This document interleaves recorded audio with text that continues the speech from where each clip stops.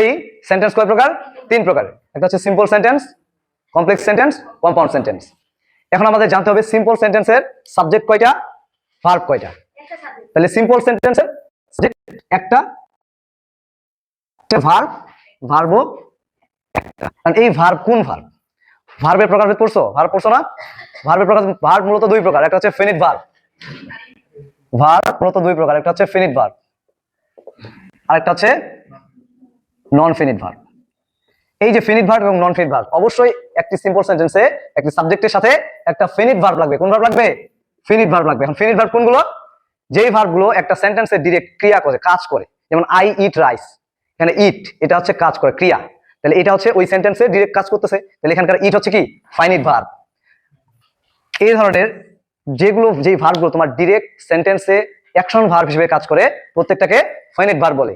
আর ওই ফিনিট ভার্বের পাশাপাশি দুই প্রকারের ভার্ব থাকে, যেগুলো একটা হচ্ছে ভার্বের সাথে আইএনজি, জিরান্ট, ওটা কি বলে?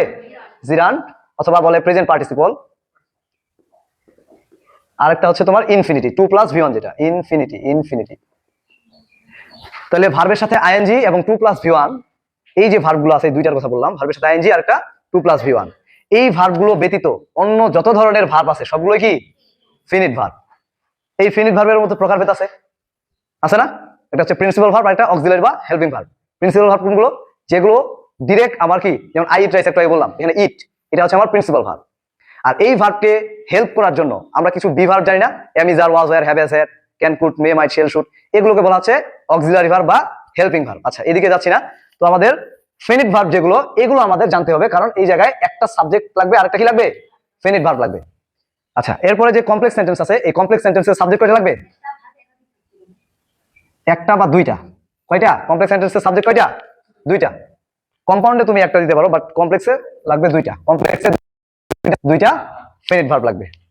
আচ্ছা, এরপর কম্পাউন্ড সেন্টেন্সে তুমি সাবজেক্ট একটাও দিতে পারো, দুইটাও দিতে পারো, অথবা নাও দিতে পারো, সমস্যা নেই, বাট ফাইনিট ভার্ব লাগবে দুইটা। তাহলে সিম্পল সেন্টেন্সের সাবজেক্ট একটা, ভার্ব একটা। কমপ্লেক্সের সাবজেক্ট দুইটা, ভার্ব দুইটা।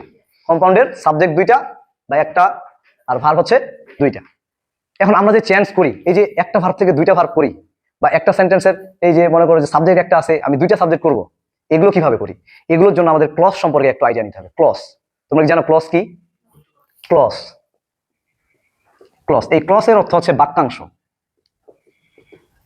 বাক্যকে আলাদা আলাদা অংশে ভাগ করতে হবে। তাহলে একটা সিম্পল সেন্টেন্সের বাক্য তো একটাই থাকবে, এই একটা বাক্যকে আমরা আলাদা আলাদা বাক্যে বা আলাদা আলাদা খণ্ডে ভাগ করে নিব।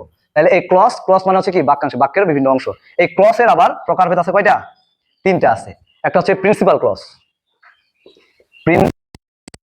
একটা হচ্ছে সাবঅর্ডিনেট ক্লজ, আর হচ্ছে কোঅর্ডিনেট ক্লজ। এগুলো কেন বললাম? কারণ আমরা যখন চেঞ্জ করব, আমরা যখন ক্লজে রূপান্তর করব, তখন আমাদের এগুলো লাগবে আর কি। তাহলে প্রিন্সিপাল ক্লজ কোনটা? যেমন আমি একটা উদাহরণ, একটা সেন্টেন্স লিখি যে I have a cow which is red. Okay, তাহলে এই সেন্টেন্সের মধ্যে দেখো ক্লজ, ক্লজ কয়টা আছে? এখানে আবার ক্লজ আছে দুইটা। কিভাবে বুঝলাম? কারণ এই আই হ্যাভ এ কাউ, এখানে আমার ভার্ব আছে একটা, ওকে, হুইচ ইজ রেড, এখানে ভার্ব আছে একটা। সেন্টেন্স একটাই, বাট এই সেন্টেন্সের মধ্যে কি অংশ কয়টা? দুইটা অংশ। তাহলে দুইটা যদি অংশ হয়, প্রত্যেকটি অংশকে আমরা আলাদা আলাদা ক্লজ বলবো। এখন যেই ক্লজটা বা যেই সেন্টেন্সের অংশটা আমার ডিরেক্ট মানে কারো উপর নির্ভরশীল না, সেটাকে বলা হচ্ছে প্রিন্সিপাল ক্লজ। আর যেই অংশটা আরেকটা ক্লজের উপর নির্ভরশীল, এটাকে বলা হচ্ছে সাবঅর্ডিনেট ক্লজ। যেমন দেখো আই হ্যাভ এ কাউ, আমার একটি গরু আছে, এটা যদি আমি দিতাম, যদি না দিতাম, মনে করো এটা নাই, আই হ্যাভ এ কাউ, আমার একটা গরু আছে, এটা অর্থ একটা প্রকাশ করতেছে না? ওকে, বাট যদি তুমি চিন্তা করো যে হুইচ ইজ রেড, মানে যেটা হচ্ছে লাল, কোনটা লাল, কি লাল, এটা ছাড়া কি আমার ওটা অর্থটা পরিপূর্ণ হচ্ছে? হয় না। তাহলে এই ক্লজটা আমার অবশ্যই প্রথম ক্লজটাকে নির্ভর করে। তাহলে যেহেতু এটাকে নির্ভর করে এই ক্লজটা, এই জন্য এটাকে বলা হচ্ছে সাবঅর্ডিনেট ক্লজ। আর এই যেটা নিরপেক্ষ বা নিজেই নিজে অর্থ প্রকাশ করতে পারে, এটাকে বলা হচ্ছে প্রিন্সিপাল ক্লজ। তাহলে ক্লজ তিন প্রকার। একটা হচ্ছে প্রিন্সিপাল ক্লজ, যেটা নিজের অর্থ নিজে স্বাধীনভাবে প্রকাশ করতে পারে। আর সাবঅর্ডিনেট ক্লজ অন্যের উপরে কি থাকবে? নির্ভরশীল থাকবে। আরেকটা হচ্ছে কোঅর্ডিনেটিভ ক্লজ। এই কোঅর্ডিনেটিভ ক্লজ দুইটা ক্লজের অর্থ কি প্রাধান্য পাবে। যেমন যদি আমি লিখি যে he is honest but he is poor. দেখো এখানে বললাম he is honest but he is poor, এখানে দুইটা অংশ না, একটা সেন্টেন্সের দুইটা অংশ, he is honest and but he is poor.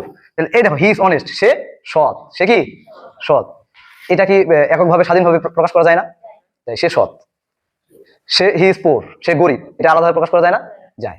তাহলে যেহেতু দুইটা অংশই স্বাধীনভাবে আলাদা আলাদা অর্থ প্রকাশ করতে পারে এবং তাদের মাঝখানে একটা কনজাংশন যুক্ত থাকে, এই জন্য এই পুরো সেন্টেন্সটাকে বা এই ক্লজগুলোকে আমরা কি বলতে পারি? Coordinative conjunction. তাহলে কোঅর্ডিনেটিভ কনজাংশনের প্রত্যেকটি ক্লজই কি সমানভাবে প্রাধান্য পাবে এবং তাদের মাঝখানে একটি কনজাংশন যুক্ত থাকবে।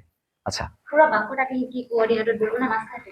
না পুরো বাক্যটাই তুমি এটাকেও যদি বলো যে he is honest but he is poor, তাহলে এটাও একটা কোঅর্ডিনেটিভ কনজাংশন, কোঅর্ডিনেটিভ ক্লজ, এটাও একটা কোঅর্ডিনেটিভ ক্লজ। তাহলে দুইটাই একটা আরেকটার কোঅর্ডিনেটিভ মানে কি, মানে একটার সাথে আরেকটার লিংক আপ আছে।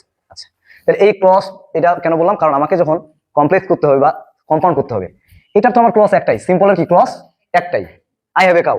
কিন্তু এই যে কমপ্লেক্স এবং কম্পাউন্ড, এটা তো আমার দুইটা করে ভার্ব লাগে, তাহলে এটা তো ক্লজ বানাইতে হবে আমার দুইটা করে, এই জন্য ক্লজটা বলে দিলাম। আচ্ছা।